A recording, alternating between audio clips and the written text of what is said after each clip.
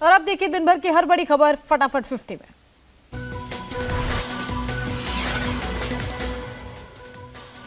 हरियाणा के चंबू बॉर्डर पर जबरदस्त बवाल, प्रदर्शनकारी किसानों ने किया पथराव, पुलिस ने ड्रोन से छोड़े आंसू गैस के गोले। दिल्ली कूच पर अड़े आंदोलनकारी किसान, चंबू बॉर्डर पर किसानों ने सेफ्टी बैरियर को तोड़ा, कई किसानों को हिरासत में लिया गया। हरियाणा के जींद में किसानों और पुलिस की झड़प, प्रदर्शनकारियों को तितर बितर करने के लिए पुलिस ने लाठीचार्ज किया, आंसू गैस के गोले दागे। हरियाणा के कुरुक्षेत्र में भी किसानों का उग्र प्रदर्शन, जबरदस्ती सीमेंट बैरिकेड हटाए गए। दिल्ली में टिकरी बॉर्डर पर दोनों रास्तों को बंद किया गया, द्वारका में भी बॉर्डर सील किए गए। भोपाल में किसानों के समर्थन में कांग्रेस का हल्ला बोल, पोस्टर बैनर के साथ असेंबली में घुसने की कोशिश। संयुक्त किसान मोर्चा ने पीएम मोदी को लिखा खत, 2021 में किए गए वादों को पूरा करने को कहा। एमएसपी कानून जल्दबाजी में नहीं लाया जा सकता, सरकार से बातचीत के लिए आगे आए किसान, केंद्रीय कृषि मंत्री अर्जुन मुंडा का बयान। किसान आंदोलन के बीच राहुल गांधी का बड़ा ऐलान, इंडी सरकार आई तो किसानों को देंगे एमएसपी की कानूनी गारंटी। अखिलेश यादव का मोदी सरकार पर निशाना, ये कैसा अमृतकाल जहां किसानों पर दागे जा रहे हैं आंसू गैस के गोले। किसानों पर अत्याचार कर रही केंद्र सरकार, पुलिस के एक्शन पर भड़की सीएम ममता बनर्जी। राज्यसभा के लिए सोनिया गांधी कल करेंगे नामांकन, राहुल गांधी और मल्लिकार्जुन खड़गे रहेंगे साथ। महाराष्ट्र के पूर्व सीएम अशोक चौहान बीजेपी में शामिल, राज्यसभा भेजे जा सकते हैं। बीजेपी ज्वाइन करने के बाद बोले अशोक चौहान, मेरी कोई मांग नहीं, जो जिम्मेदारी मिलेगी उसे निभाऊंगा। अशोक चौहान के आने से बीजेपी और महायुति मजबूत हुई, डिप्टी सीएम देवेंद्र फडणवीस का बयान।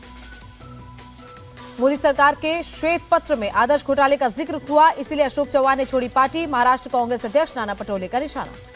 दिल्ली में आपका कांग्रेस को एक लोकसभा सीट का ऑफर, कहा कांग्रेस एक भी सीट की हकदार नहीं, हम तो गठबंधन धर्म निभा रहे हैं।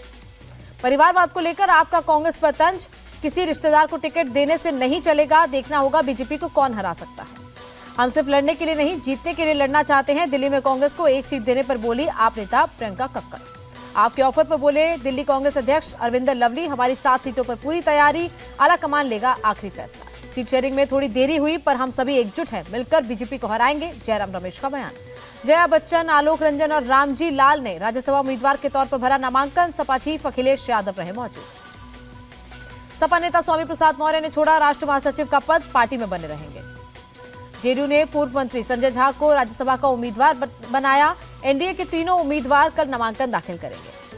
तेलंगाना की 17 लोकसभा सीट जीतने पर फोकस, जी किशन रेड्डी ने कहा देश में पीएम मोदी के पक्ष में माहौल। यूएई में प्रधानमंत्री मोदी का जोरदार स्वागत, गार्ड ऑफ ऑनर देकर किया गया स्वागत, राष्ट्रपति अल नाह्यान ने लगाया गले।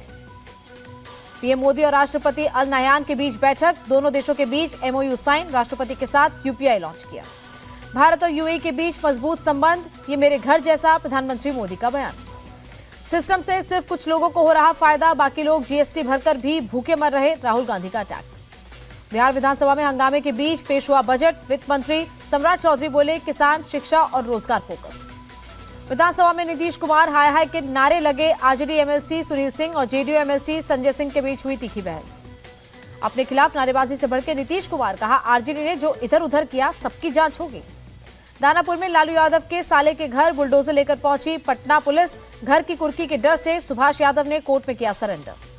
फ्लो टेस्ट के बाद महागठबंधन को एक और झटका, हत्या के मामले में भाकपा माले विधायक मनोज मंजिल को 20 साल की सजा हुई। बिहार में एआईएमआईएम नेता अब्दुल सलाम की गोली मारकर हत्या, असदुद्दीन ओवैसी बोले नीतीश का कानून व्यवस्था पर नियंत्रण नहीं। पीएम मोदी के वाराणसी दौरे को लेकर एक्शन में सीएम योगी, जिला प्रशासन अधिकारियों से की meeting. Pune railway junction yard में खड़ी ट्रेन कोच में लगी आग, फायर फाइटर्स ने पाया काबू। श्रीनगर में पंजाब के 2 मजदूरों की हत्या करने वाला आतंकी गिरफ्तार, 7 फरवरी को आदिल मंसूर ने वारदात को दिया था अंजाम। यूपीएसटीएफ ने हलाल काउंसिल ऑफ इंडिया के 4 अधिकारियों को किया गिरफ्तार, बिना लैब टेस्ट के जारी करते थे सर्टिफिकेट। हलाल काउंसिल मानकों का नहीं कर रहा था पालन, जरूरत पड़ने पर और गिरफ्तारियां होंगी, यूपी एडीजी एसटीएफ अमिताभ यश का बयान। मुंबई एयरपोर्ट पर कस्टम विभाग की कार्रवाई, 3 करोड़ 37 लाख का सोना जब्त। यूपीआई लॉन्च से द्विपक्षीय संबंध और होंगे मजबूत, मॉरिशस के राजदूत हेमडॉयल डिलम का बयान। करीब 1000 एम्प्लॉयज की छटनी करेगा स्पाइस जेट, फैसले से एयरलाइन को 100 करोड़ एनुअल सेविंग की उम्मीद। बढ़त के साथ बंद हुआ शेयर बाजार, सेंसेक्स में 482 पॉइंट्स और निफ्टी में 127 अंकों की तेजी। राजकोट में 15 फरवरी को खेला जाएगा इंग्लैंड के खिलाफ तीसरा टेस्ट मैच, टीम इंडिया ने लिया प्रैक्टिस सेशन में हिस्सा।